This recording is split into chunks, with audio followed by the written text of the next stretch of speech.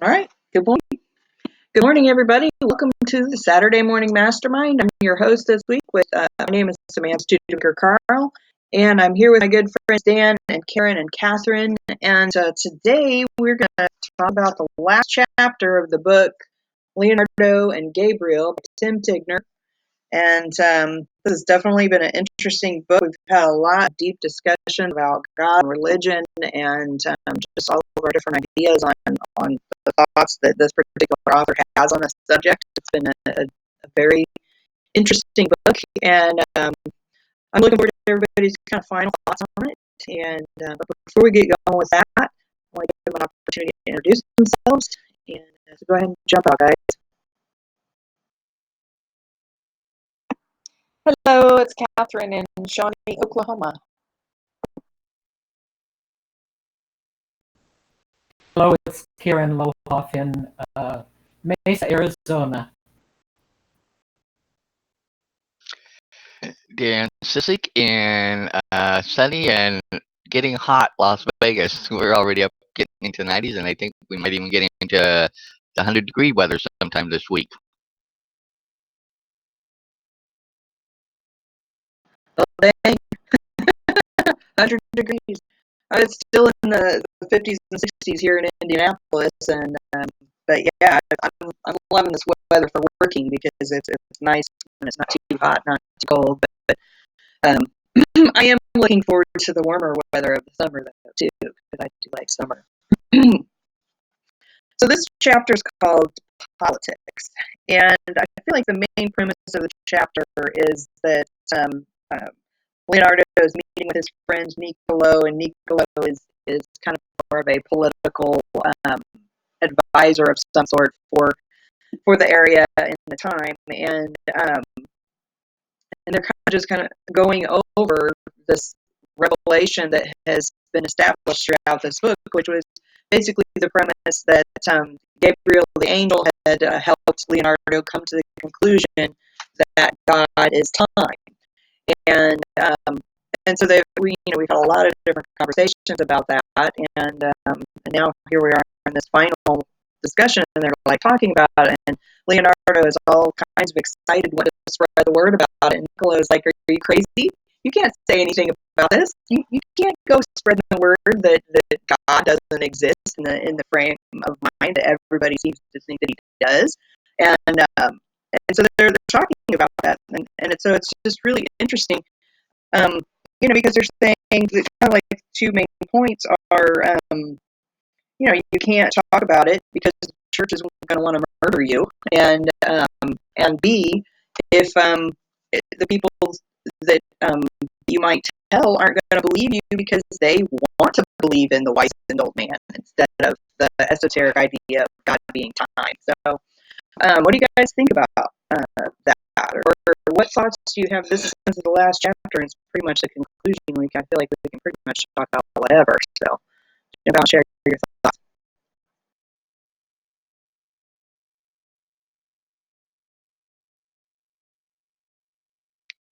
I'll be honest, I haven't gotten deep into the chapter because I was so busy this week trying to just focus on work and things like that stuff that's going on in my life. So I'm kind of looking over it now. So hopefully you guys have some thoughts, and I'll chime in when I come up with some. I really quite relate to this whole idea of that you can't tell people. In my case, if you have a shift in your beliefs, your religion can become a label in many instances, and I can even think back to,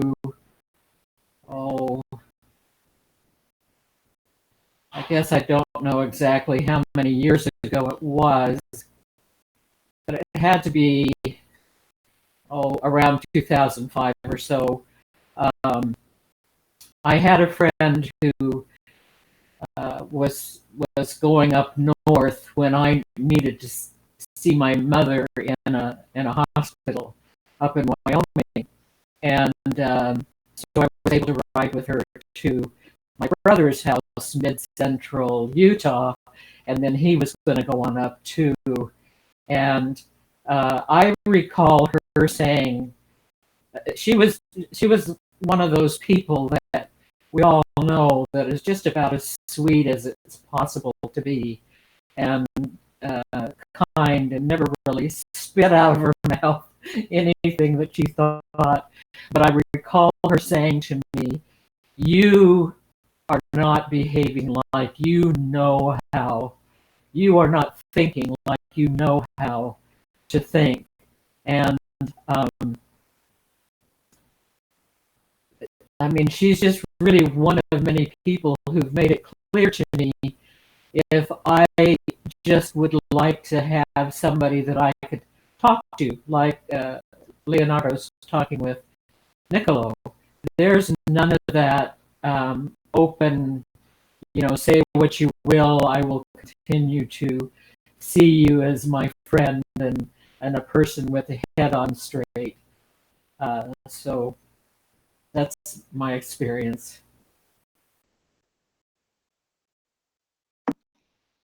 Yeah, we've come a long way. I mean, there still are people that are killed over their religious beliefs, sadly.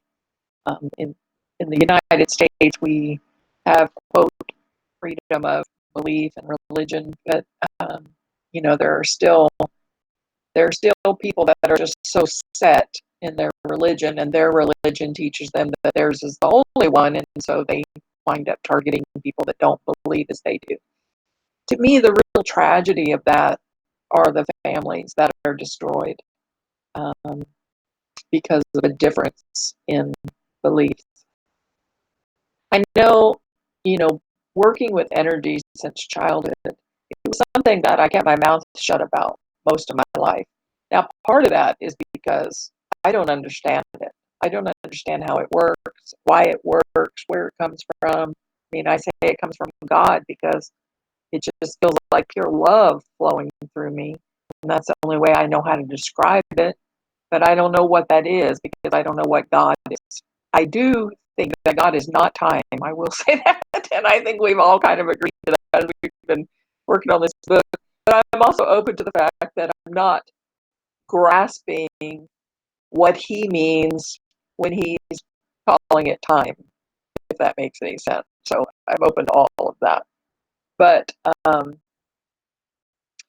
it's interesting through the years as I've watched different spiritual leaders step forward, how, my inbox right now is completely full of different energy healing sessions and learn how to do this one and that one and the other one, and that's almost all that's in there.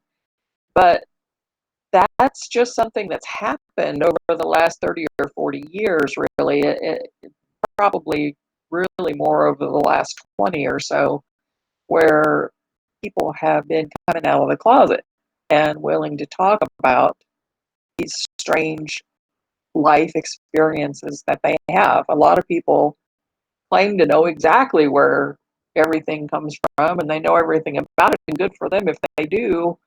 There's a part of me that thinks they're making that shit up, but that's just me. Because I can't tell you for sure where this stuff comes from or why it works. But there's still, it's almost an instinct, a survival instinct to just keep your mouth shut about some things. And I almost feel like it's, um, I, I can remember being in first grade and completely trancing out and watching myself being burned at the stake as a witch. So I think it's from a previous life or something, and I have these memories somewhere in my being that's saying, "Oh no, shut up about that."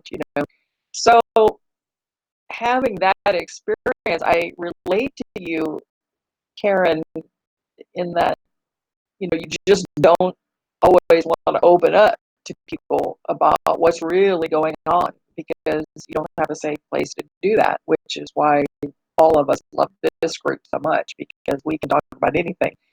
And yeah, it's going out on the air, but I guess there's something about being in a group that accepts you that makes you a little more willing to divulge some of those different thoughts, maybe not mainstream thoughts or beliefs.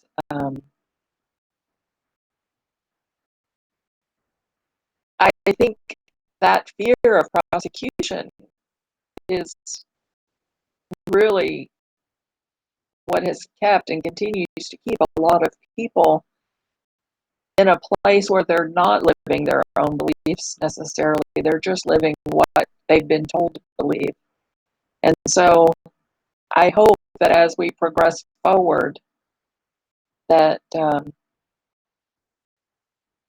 people can find a safe place. Come on here with us, find a safe place to really express your true being and your true thoughts and feelings. And I think that's really, there's been, a lot of horrible losses that have come from this virus.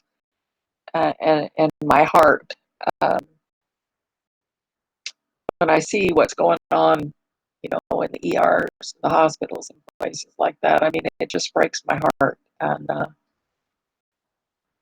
my heart goes out. But there's also been, I think people needed a pause. I think Mother Nature is amazing at bringing us back to center. And being here in Oklahoma, uh, two or I guess maybe 3 days ago now, we had 10 tornadoes in the state, 2 deaths. Matter of fact, I was watching the tornado live on TV that took 2 lives. And Oklahoma people have just the most amazing resiliency, and they come together in times of tragedy and really support one another regardless of beliefs or affiliations. And I think that that's a true blessing that has come from this virus situation. Is this, we were all going at such a frantic pace, and then there's this pause. Mother Nature brings in this pause for us, and only Mother Nature could have done it, right? Brings in this pause for us to really step back and go, whoa, what have I been doing for the past however many years? And is that really something, or at least I hope this is the conversation that people are having with themselves, is that really something that feeds my soul? Is that my, something that I can be excited about? So getting families back together. Families don't always get along, but getting families back together. And I just feel like we needed it. You know, I needed it anyway. I'll just talk for myself. I needed it, and I really hope that as these as families come together, when some of these topics hopefully come up, that people find at least tolerance, if not acceptance, for having their own thoughts and beliefs.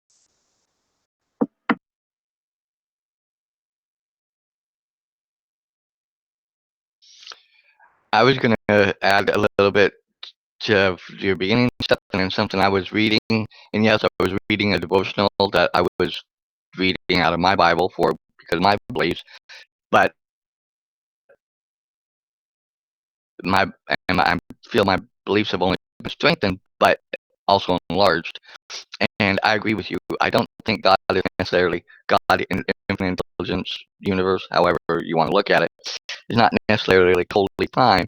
I think it's a component and aspect within, because I think when I think of God, I also think He's outside of time too. So I agree with you on that.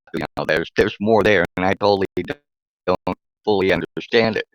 I think I've grown a little bit more in my understanding, but but in what I was reading this morning, it was talking about, the fast pace that we're on and how so busy and we're, so checking off our checklist of getting all these things done and the thought of being efficient and getting, so many things checked off. And think that we're doing so much, being so helpful and doing a lot, when in essence is what we're doing. Are we just checking things off, or are we doing things that really matter, or that are really more towards the heart? And I think, like you said, uh, Earth, Mother Nature, because it's been interesting, as I've done. I'm still doing Uber a little bit just to help make a little bit of money, but still try and keep the impact little. Um, as I've driven, or even in the mornings on Saturdays or something, when I'm running a few errands, take the number of families I see out walking or biking and being together.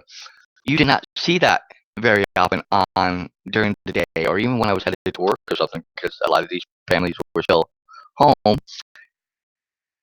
and maybe they hadn't gotten started in their routine of doing their teaching their kids school or working or whatever, or maybe it might be after that time period in the evening after dinner and stuff doing it. But it was so interesting to see so many people out taking walks, and it was families, and they were staying at a social distance. If they came around somebody, you could see them kind of spread, and if they knew somebody, they would stand at 6 feet apart still and stuff, but they'd be conversing and stuff. Or I have friends where I've seen on Facebook where they still are interacting with their neighbors socially distanced, either over the fence or walking as they're out walking around and stuff. So it's interesting to see how we're connecting in those ways when before, and we're still doing this, and we're doing this more in a way, but it seems like the connections are deeper and or becoming stronger in a sense. Like me, I've checked up on my family. I text my mom every day, or she'll text me, and that's how we keep in contact. We've been doing it for a while, but it seems all that much more because I haven't seen it. I didn't spend Easter with them. I didn't spend, some of the special times that we normally get together. And while I miss it, but getting that interaction just to know that, okay, she's okay, everything's, I think, I agree with you. We needed it uh, as a human race. We needed something to kind of shock us and wake us up to the fact that there's things that are more important than the busyness of life, and that people and families and getting out and um, for the well-being of others and stuff. And I think this with Mother Nature, or however, or God, the universe, whatever designed this to come about, there's more to it than even what to know, and we won't see the full impact until we get through all this, and hopefully maybe it'll continue. It'll be forward, or we'll try that and stay connected in that sense more to the human race rather than to the rat race.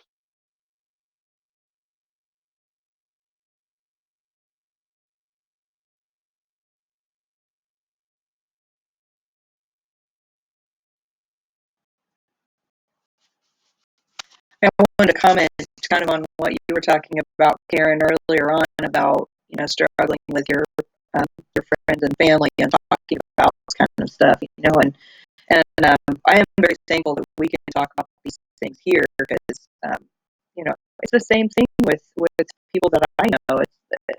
It's hard to talk to people when it's something that questions deeply held beliefs. And even at times that I've tried to talk with my sister or my mom or whatever, I mean, my mom just kind of laughs it off like, I don't know what you're talking about. It doesn't make sense. Okay, let's talk about something else, And and then, my sister, we try and have kind of some of those deeper discussions, but I feel like it just makes things harder in our relationship, and it's kind of frustrating. But one thing that I have kind of learned over the years is of course, I was raised as a Christian, went to a Christian school, so we had very, very strict beliefs, and as I got older, I really began to question a lot of those ideas, and became very anti-Christian for the longest time, where I was just like, absolutely not anyone have anything to do with anything related to anything.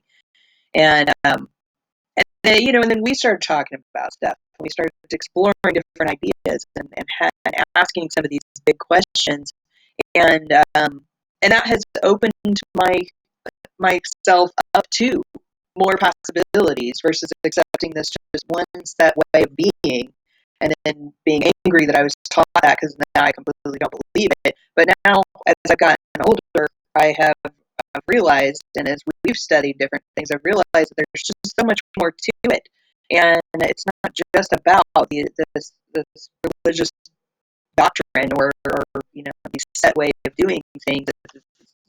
I could be more open to just bigger ideas about God, but the other thing is that it also makes it so that I can be more accepting to other people's beliefs too, because there for a long time I'm like, anti people that were believing in what I had been taught as I was growing up, and that was really hard. So like I swung from being super all religious-y over to being completely anti, and then again it was like, if you believe what we believed back in the beginning, then you were wrong and evil. And then when I swung the other way, I was like, again, if you do believe that, you're a moron. And that was how kind of my attitude for the longest time.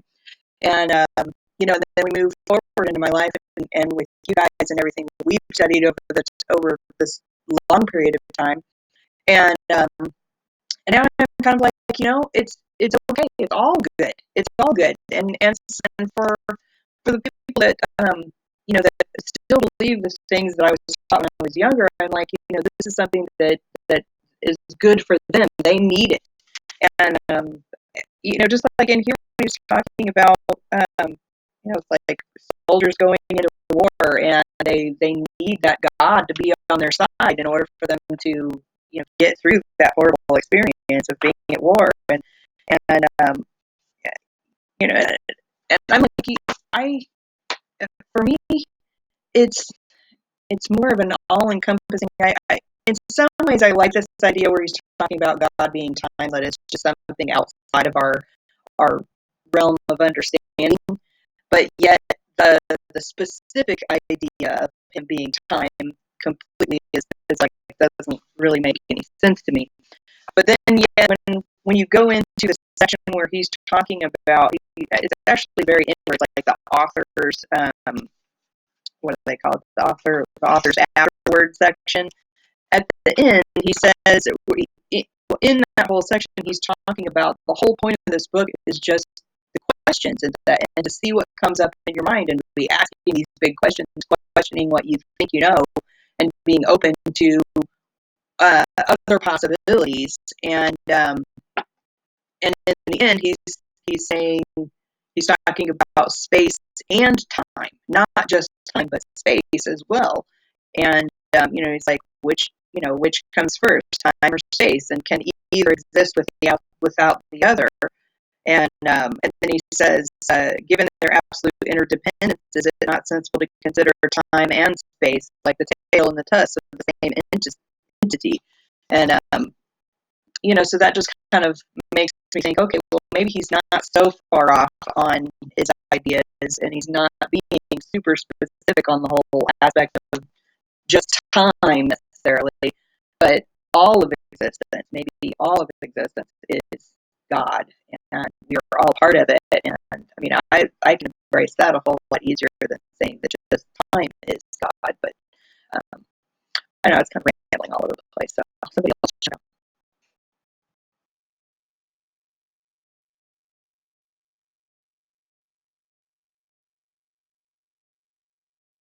While we're still on, Well, I think part of the reason why I still love this group so much, and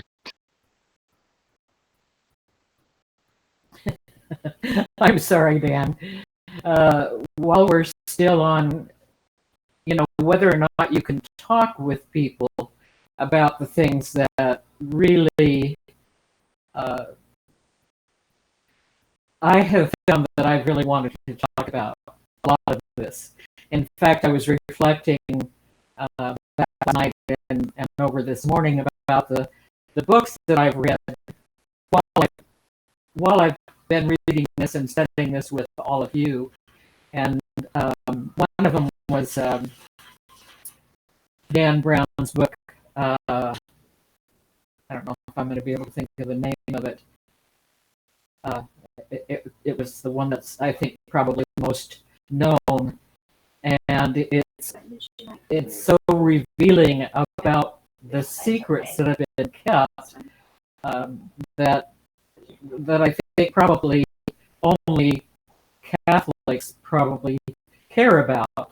And I don't know how much they care about it, but just really massive things that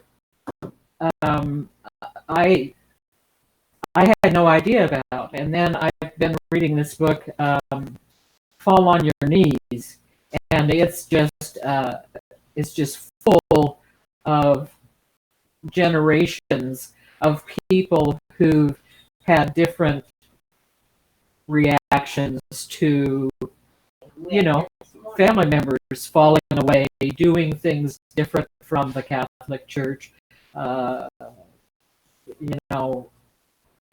it's just really made me aware that there's so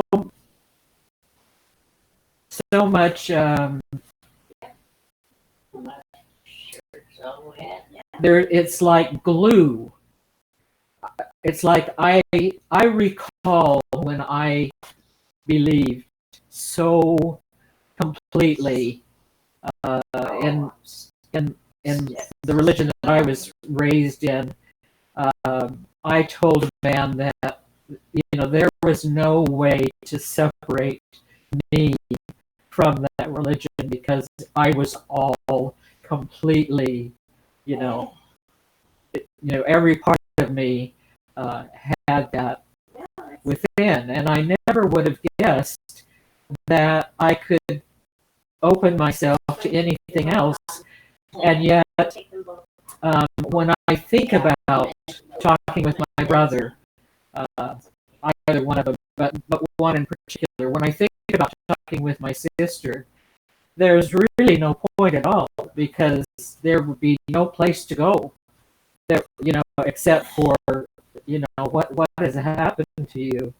I don't understand, and that's not only true of, say, religion and the church, but certain things that I recognize as a woman that I feel like I couldn't bear to have happen to me in this life, and not be able to talk with someone about. And I have mentioned it to my brother, and he said something along the lines of, "Oh, you just get over that. You just stop thinking about it, and you just move forward in your life." And I think,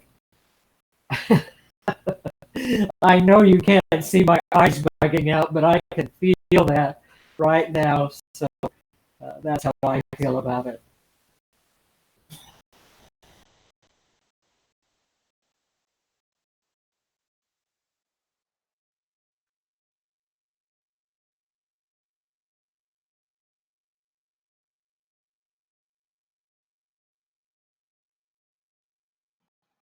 You're muted, Dan, if you're talking.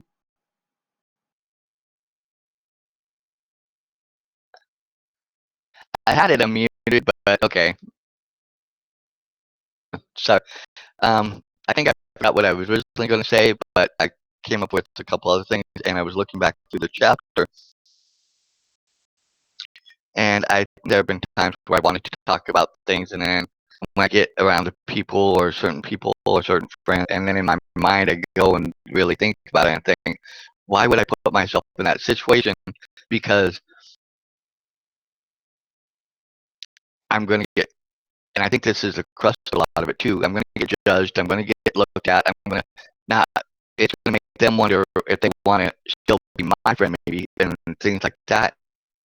And that, goes all back to that, we want to be liked, or we want to be a part, or we want to be,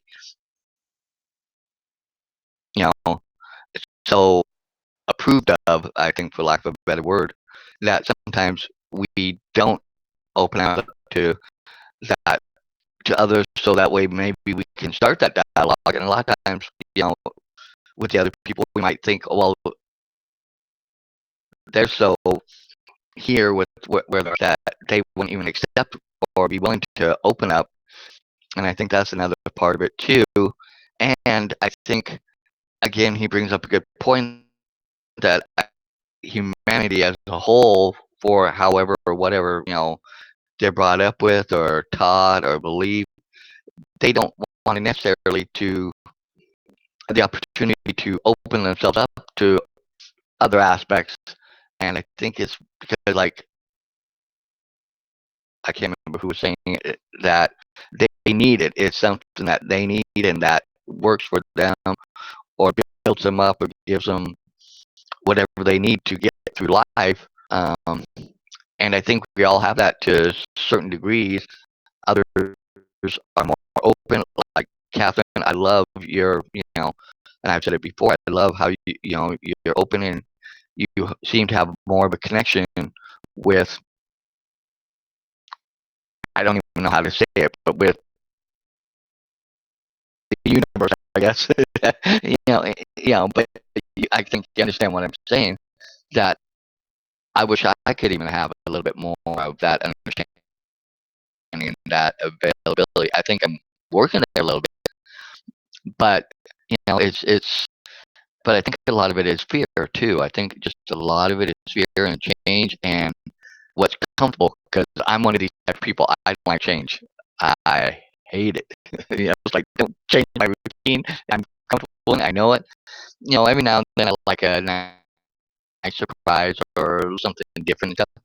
But in my day-to-day life, a lot of things, I take the technically I drive the same way to work all the time. I stop off at the same place all the time, get my morning, you know.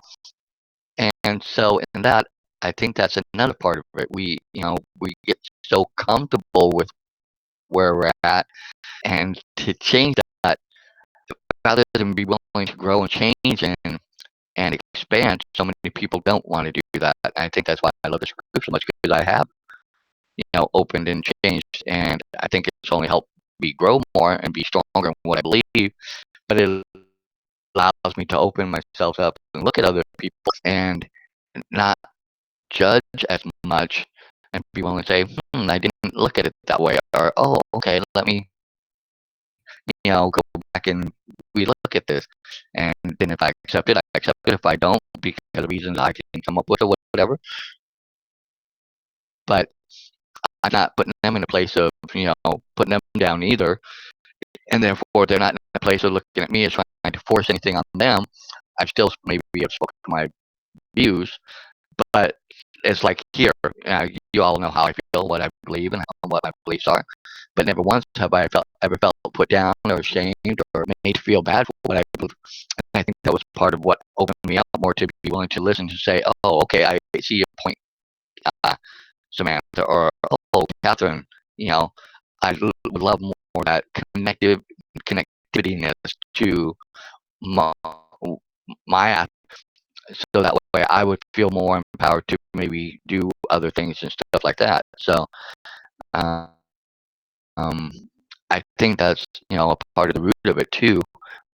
Um, Humanity as a whole does not like the change, so to speak, of what has been set in, and it takes major things happening, like maybe Mother Nature throwing her weight around and stopping in to make us stop and pause and look at things, and we take a look at what the important things are and what we need to put our energy towards, rather than other things.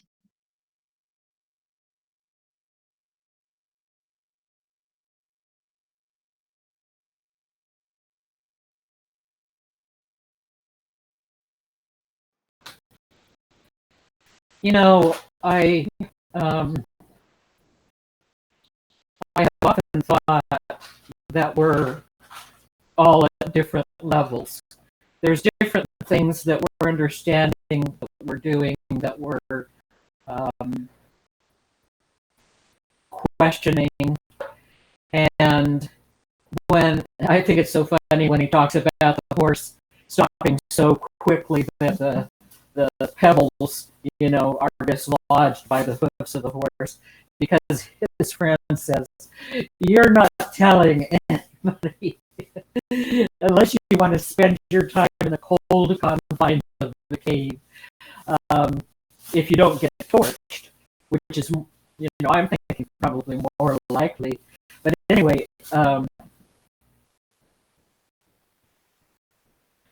I realize, and it's taken me many years to grasp this, that there are things that I simply can't talk with my sister about. She simply cannot handle them. It's just not possible for her to, to open her mind and her heart to those things. It doesn't matter how closely, and she does care, how I feel about things. It doesn't matter how closely she can see I relate to certain things. It's just beyond her ability to, to swing some other way. And I think that it's important to realize that there are, we're on this earth, all different ideas. I can tell you my ideas are very different from President Trump. And now I guess I'll probably go to the stake. But I think we should keep in mind that, not only is this something to be very thankful for, but this is just really something that a lot of people really can't do. I can think of one person in particular that was on our panel probably a couple, maybe 3 years ago now, and I could tell when she was uncomfortable about people saying certain things that did not fit in her circle of belief, and I just think that we can learn a lot from recognizing, there's things we can't buy, and there's things that we maybe feel like we understand and know that others can't buy. I don't know.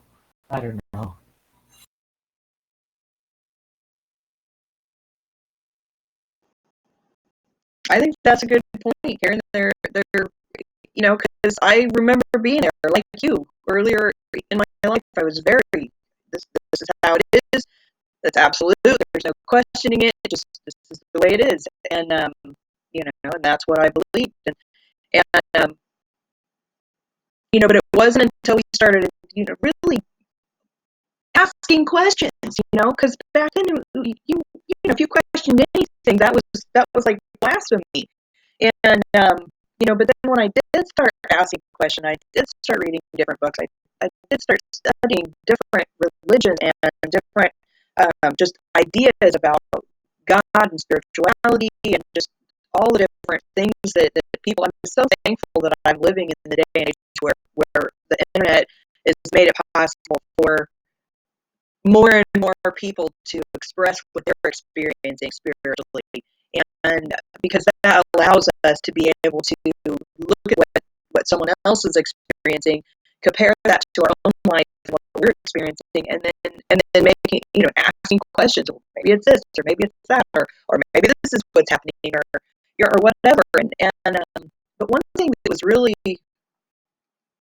a big thing with me is that when we studied the Tao Te Ching, and of course, I know we lost a few people from our group because they were afraid, and they were fearful that we were going to be, I don't know, talking about the Antichrist or something. I have no idea.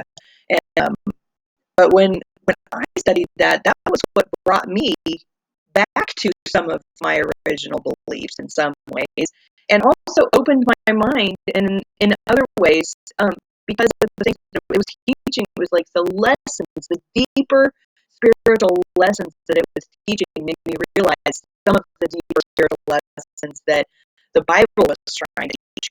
And I had never connected that as those deeper lessons and thinking, okay, but it wasn't just that. It was realizing that many different religions are trying to teach these same deeper spiritual lessons, and we're so caught up in this is the only way it can be, or this is the only way it can be, that we couldn't even see the big picture thing that that those spiritual leaders are trying to teach us in the first place. And I'm not saying the spiritual leaders of the churches, but the writers of those spiritual texts were trying to express something to us that we just were, because of the way that religion were organized for so many hundreds of years, they were just more about dominating people and keeping them under the pressure to cooperate and just do it, because if not, you're going to go to hell, or whatever the punishment for that particular religion is that if you don't do what we tell you to do,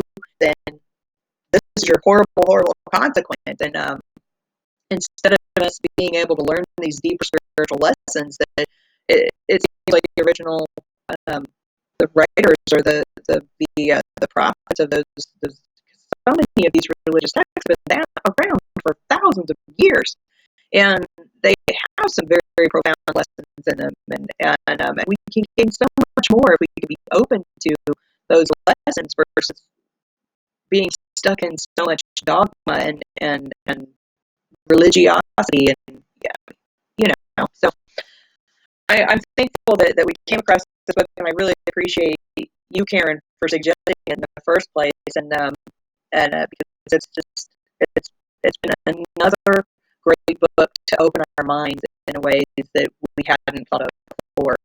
So, thank you.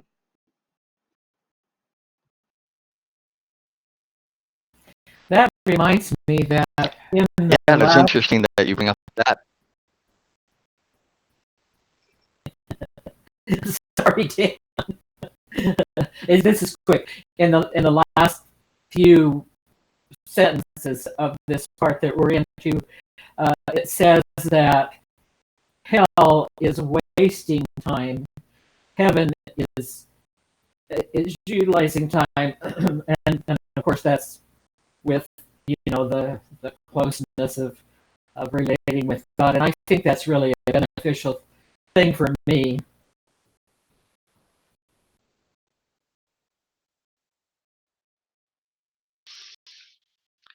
Okay.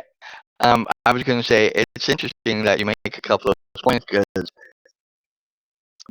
I'm going back to when we were first thinking about doing the Tao Te Ching, and I expressed a bit of my slight aversion to it and stuff, but I'm so glad that I went ahead and opened myself up to that book, because for me, I'm like you, it kind of so far over on the other spectrum. I still have my beliefs, but I think like you, I think it helped me, and for me to also get a deep connection as to some of the meanings of what I was trying to believe in and didn't fully understand, and it gave me more that understanding of what the lesson was about in order to grow and move forward. And I'm so glad I went through that whole book, because I think for me it just helped me grow. When we first talked about it, they just said no, they just didn't feel that they could get through it, and I'm so glad that I overcame that and was able to say no, let me go through this. If anything, I can say, okay, yeah, it wasn't for me. I threw my stuff out there, but I think when we were going through it, I added a lot of my feelings and what it was doing for me, and that as I look back, I'm so grateful for going through that book, because I think it was a premise for now when I'm looking and going through this book. It helps just kind of add on to and it doesn't take away, like I said, it doesn't take away from my beliefs, my feelings, and I think it's helped me grow closer. Like I say, like I'm working towards being like Catherine, and maybe not in the sense of being able to do the same things as you, but still have that closeness and that connectivity to where I can better understand how my purpose and where my purpose and what I can do and how to channel that purpose and things like that. So I think going back to what I said, I think a lot of the behind the scenes thing is fear in ourselves of, well, I've always believed this, I've always held on to this, or this is what I was taught, and like growing up and learning, we're looking for our parents, grandparents, those around us that are in that sphere of influence, and a lot of times you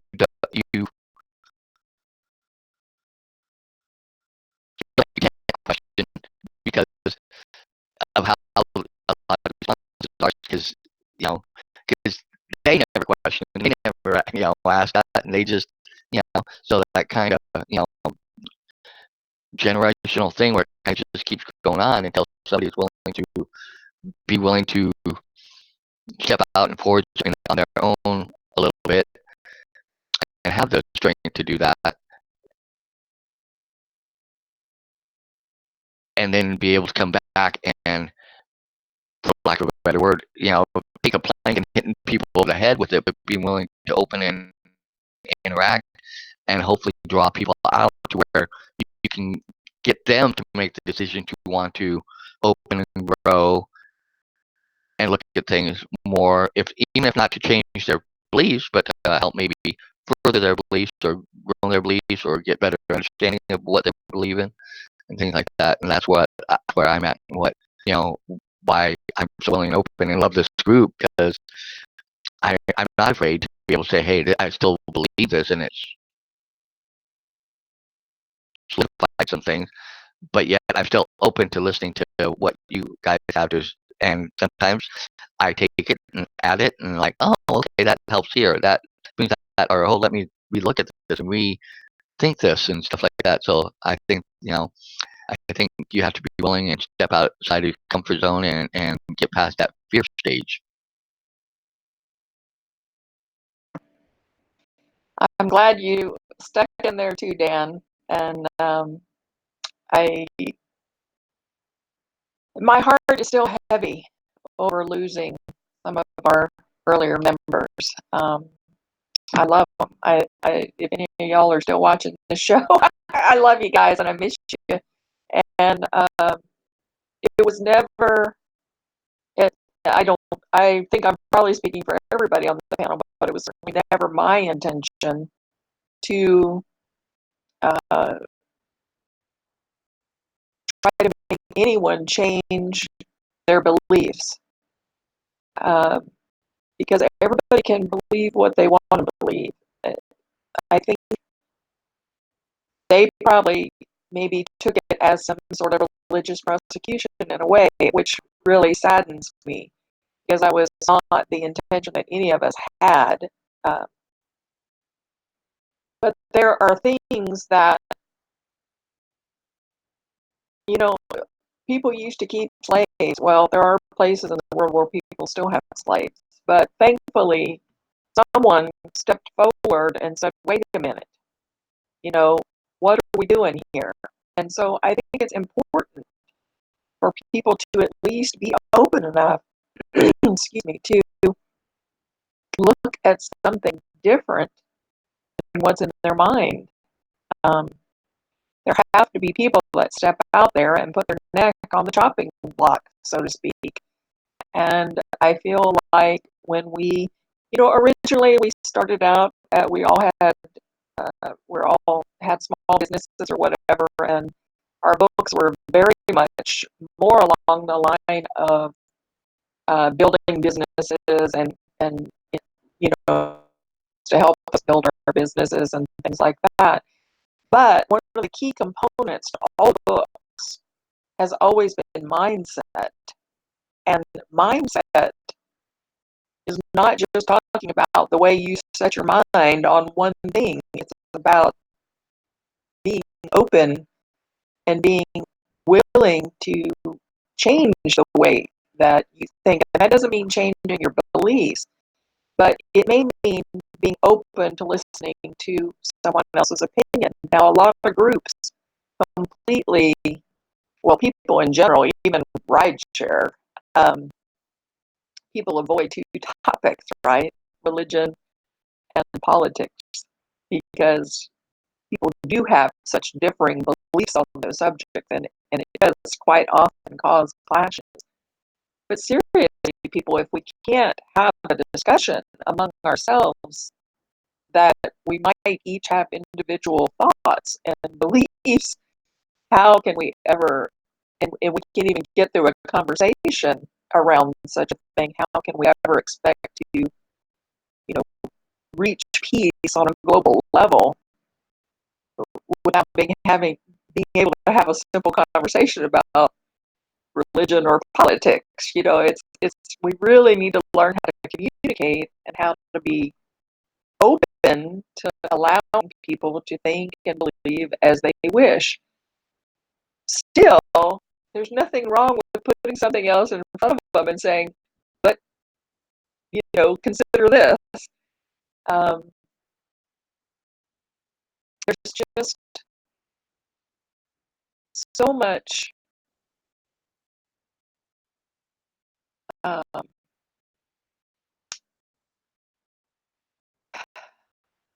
have seen so many people that are they beat themselves up constantly because they've been taught that having this thought makes you bad or evil or whatever. And so, as a human being, and what I believe as a piece of a collective consciousness, where thoughts and emotions, which are energy, and we're made of energy, and I believe that our bodies pick up on them.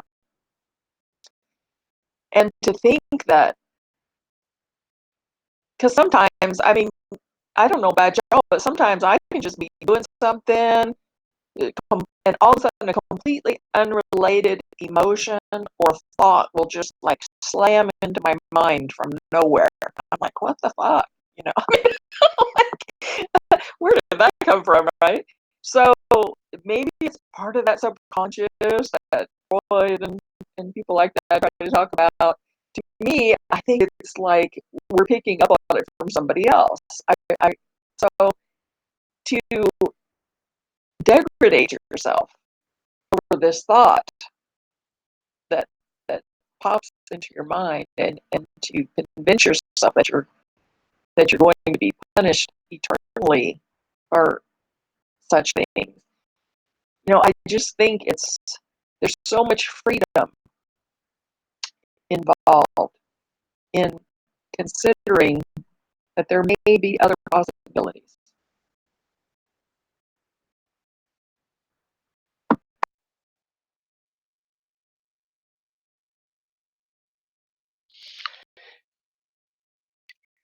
Interesting when you bring that up. I was thinking about, I'm sure we've all had this happen where I know for me, I've been in a good and okay and like doing my thing, and then I can walk into a room, and all of a sudden the energy, and all of a sudden I'm just like agitated, irritated.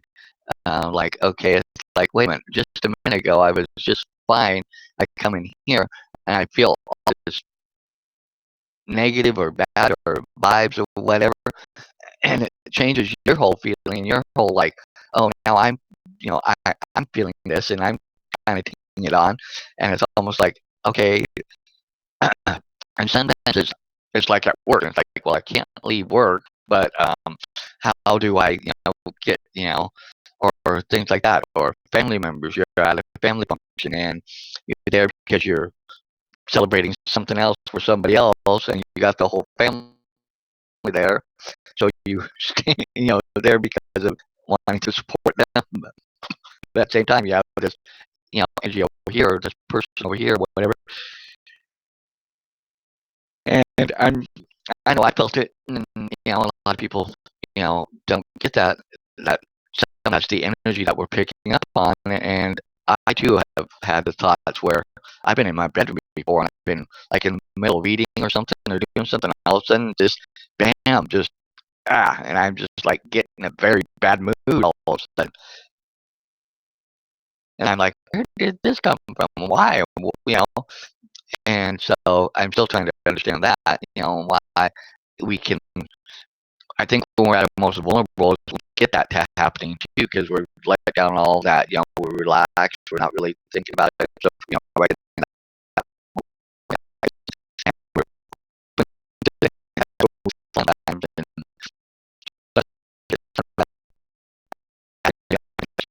You can't shake it off.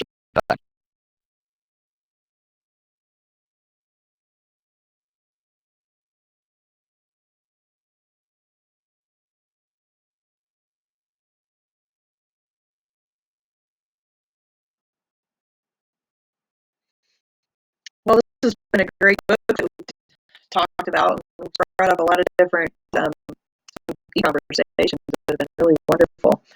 Um, Anyone have any other final thoughts before we wrap this book up and move on to the next? No? Yep. I just for recommending this book. I really enjoyed it, and I think we probably talk about it. Like all these books, it's you get to the end, and there's still so much to say. But looking for the next book, and um, I have actually already read the next book. I'm the person that suggested that book, and again, it is a book that's going to stretch everybody's concepts and beliefs. Um, and there are some people that probably won't be interested in the book at all. And I hate to alienate people by choosing some of these books, but on the other hand, I feel like this core group here is really um, benefiting from these discussions. I know I am benefiting very much. And, I think we all just have to figure out how to make it through this world in kind of the best way that we can. And if that means questioning the status quo a little bit, I'm good with that. So I'm looking forward to this next book. It's really going to shake some people up. And the premise of it is basically that I think we're doing your soul's plan, right?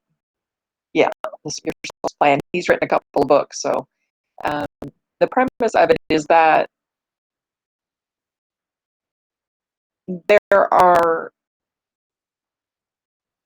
we are eternal beings.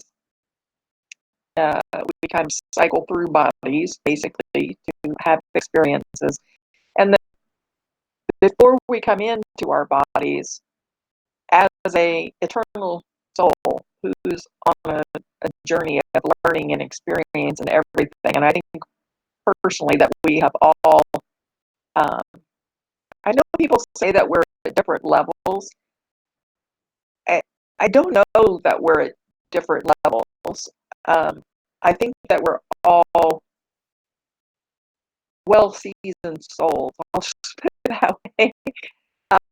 But I do think that as we choose what we're going to experience in a life, that we choose the experience of not understanding this or that, even though we already know it. But we choose to come into a life not understanding that, or with a specific disability, or with a specific experience that happens to us, like maybe being involved actually there at 911 or something like that, where, or 911, where we put these challenges in there to see how maybe we've done that before and we're trying to do it better, or maybe we have a lot of judgment towards a certain thing in a past life, and so now we come back as whatever it was that we were judging to feel the other side of that. So it really talks about pre-planning your life, and to me, there's so many things about that concept that resonate with me just because of the experience that I've had, those deja vu moments where oh shit, I've done this before. In fact, I've done this a lot of times before. How am I going to do it this time? So I'm really looking forward to it. I hope we get some more people to come in and join the discussion, although I'm perfectly happy with the beautiful people that are here routinely, but I do hope that we get a few more people to come in and share their thoughts with us. You're all certainly welcome, and we'd love to hear from you. Are we going to take some time off with you folks? Or? I was going to ask you guys, what do we do? Do we want to take a week? Well, I know I don't have the book yet. You probably already have read it, but Karen and Dan, you have the book? Probably not. So I don't know if we need like a week or 2 weeks to get the book and read the first chapter. What do you think? I'll probably go on Amazon and order it.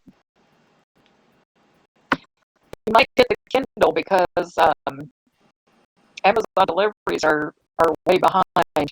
So, I mean, I don't know. You might be able to get it depending on where you're at, maybe. Yeah, what were you saying, Karen? In Las Vegas, we have a. Well, I can't get Amazon to respond to me. I did something with my computer to clear all the cookies and all that, and I had Amazon so that anytime that I pulled it up, it did the automatic thing with the password, and so I had the password all funky. And anyway, I've sent them a copy of my driver's license and every detail, except I forgot to give them my blood type. And they're not responding, and they're not taking phone calls, and all that kind of stuff. So maybe I'll see if I can get it at Goodreads or see whatever. Do you have a Kindle device or an e-reader of any sort? Yeah, I have a Kindle. You might be able to get it from your local library in digital form and download it on your Kindle. I think there's Overdrive, I think, is the library app, or the app that works with the library. Now I have to confess I owe $250 to the library. Well, maybe, I don't know. Maybe we'll see if we can find one. Which is for used children's books this skinny that weren't worth anywhere near $10 a piece when I got it. So it's a matter of not being able to get it around. So Right. Gotcha. We'll figure it out. But what do you guys think? A week off or 2 weeks off?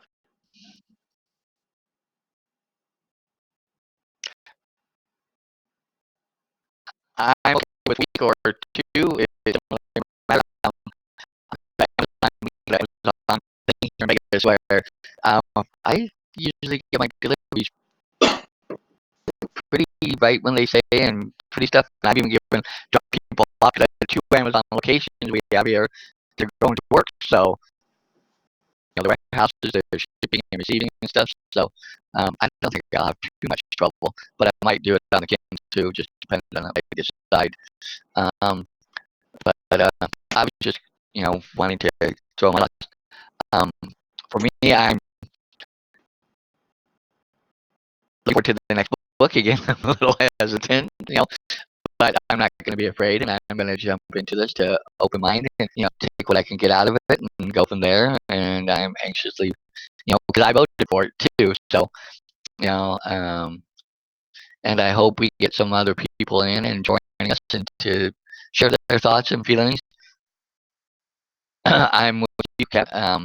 By no means, way, shape, or form was I ever trying to, judge, alienate, make anybody feel good. Because I've had my moments where I'm going, okay, we're doing this book.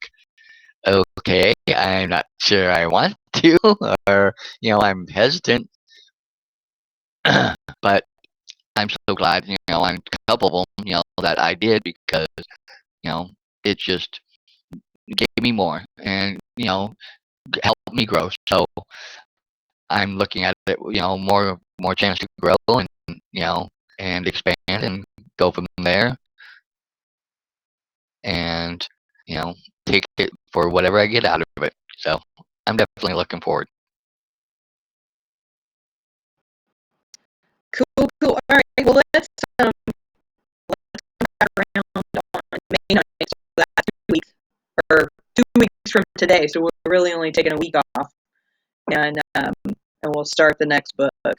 And okay, and just so for anybody who's listening, the book that we're talking about is Your Soul's Plan by Robert Schwartz, and of course you can get that on Amazon or where you get it. I know it's on Kindle, and it is also on Audible, so you can have the audio version, digital version, or the paper version if you prefer that. So with that, guys, have an awesome, amazing week, 2 weeks, and meet us over in the group, mindsetmasterycollective.com. Will take you directly into our Facebook group, and I'll be posting an Amazon link to the book.